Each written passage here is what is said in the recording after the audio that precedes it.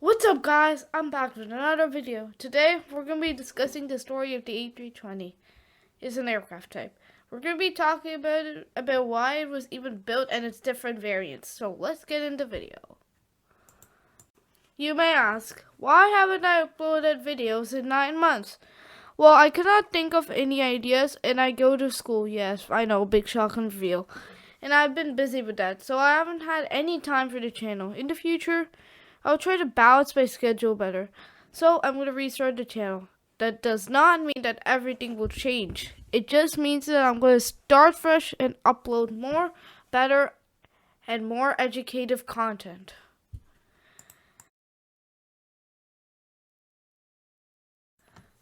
Now, I have one more announcement to make before I get on with today's video.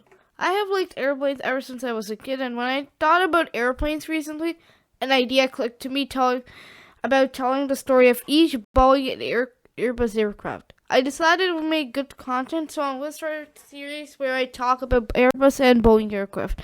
The story of the A320 is the official beginning of the series. Now, without any further ado, let's get on with today's video. So, why would Airbus even build the A320? Following the success of the A300, Airbus decided to then focus its efforts on the single-aisle plane market to compete with their competitors Boeing and Douglas's. After about 10 aircraft type models submitted to them, they finally found their aircraft model and named it the Airbus A320 before the launch. Then in the March of 1984, Airbus officially launched the A320. Air France was their first customer by placing 25 orders for the aircraft. The first flight of the A320 took place in the February of 1987. It started a long list of variants being launched.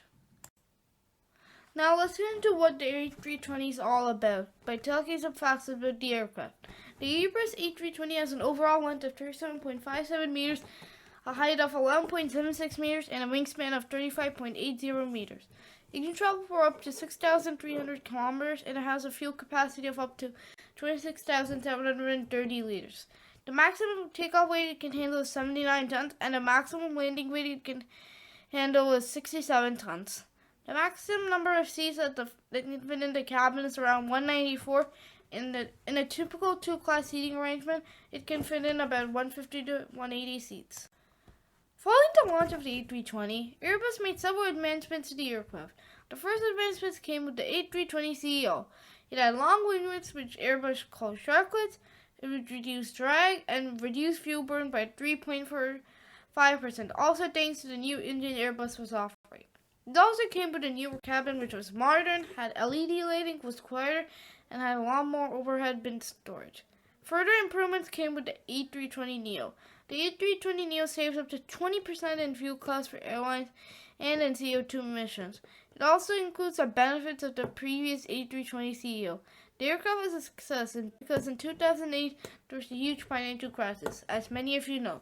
Fuel prices shot up suddenly and fuel alone accounted for 40% of the cost instead of 15%. When the A320 was announced, airlines knew would save them on fuel costs and it instantly received 100 orders from various airlines, becoming the fastest selling commercial aircraft ever. Also, the A320neo replaced the A3 original model and the A320 would be called the A320neo.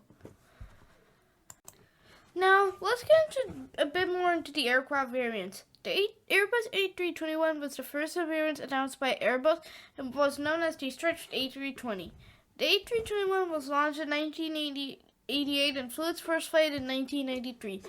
It had a wider length of 44.51 meters, a height of 11.56 meters, and a wingspan of 34.80 meters. It can travel for up to 5,930 kilometers with a fuel capacity of up to 32,940 liters. In a typical setup, it can fill up to 220 passengers at most. The maximum takeoff weight cannot exceed 97 tons, and the landing weight cannot go past 79 tons. Now, the A321 also came with improvements, with this aircraft having the most changes of all Airbus aircraft. The A321ceo has the same benefits that the A320ceo has, but is equipped for the A321. The benefits of the A320neo were also available for the A321neo, which has better fuel efficiency and sharklet-like wing tips. However, you can add 2 more tons of weight. It had its first flight in 2016. The A321 long range can fly for up to 7,400 kilometers with fuel from 3 additional fuel tanks. It made its first flight in the January of 2018. The A321 extra long range has a range of approximately 8,700 kilometers thanks to the aircraft's takeoff weight being increased to 101 tons. The extra weight allows for the addition of an extra fuel tank. The aircraft was launched in 2019 and is yet to enter service. The A319 was the second variant to the A320 and is the first ring made to the aircraft. Airbus launched the model in 1992 and its first flight took place in 1996. It has a length of 33.84 meters and the same height and wingspan as the A320 and the A321.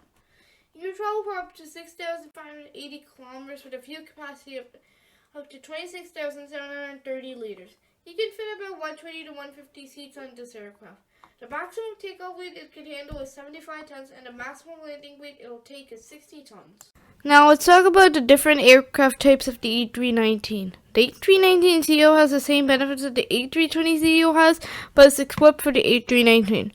The A319neo has the same benefits that the A321neo and the A320neo have, with chocolates and better fuel efficiency, but has been applied to the A319. The A319 long range has an extended range with a range of 8,300 kilometers. That is 1,500 kilometers more than the A319. Let's now talk about the last variant in the A320 family. The A318 is the third variant of the A320 family and is a shrunk version of the A319. Its first flight took place in 2002. It has a length of 31.44 meters and a wingspan of 34.10 meters. I cannot find the height of this aircraft. It can travel for up to 5,740 kilometers with a fuel capacity of 24,210 liters. The aircraft can fill anywhere from 80 to 110 seats. The maximum takeoff weight is restricted to 68 tons and the landing weight is limited to around 57 tons. Also, the A318 does not have any improved aircraft types. If an aircraft is going to succeed, it needs aircraft sales. So looks like good the number of aircraft sales that the A320 family has made. The A320ceo has made 4,763 aircraft sales, with about 4,752 of those aircraft already delivered. The A320neo has made 3,803 aircraft sales, with about 1,483 of those aircraft already delivered. The A321ceo has made 1,791 aircraft sales, with about 1,784 of those aircraft already delivered. The A321neo has made 4,211 sales, with about 760 of those aircraft delivered. The A319ceo has made 1,486 aircraft sales, with only 2 more to deliver. The A319neo, meanwhile, has made 72 aircraft sales, with about 6 more of those aircraft to deliver. Lastly, the A318 has 80 aircraft orders, with all of them being delivered. That sales report will conclude the video. Thank you so much for watching. Please subscribe to our channel. Also, leave a like and share it with your friends if you found this video to be informative. And yeah, more on our channel in my school. More on that next time. Bye.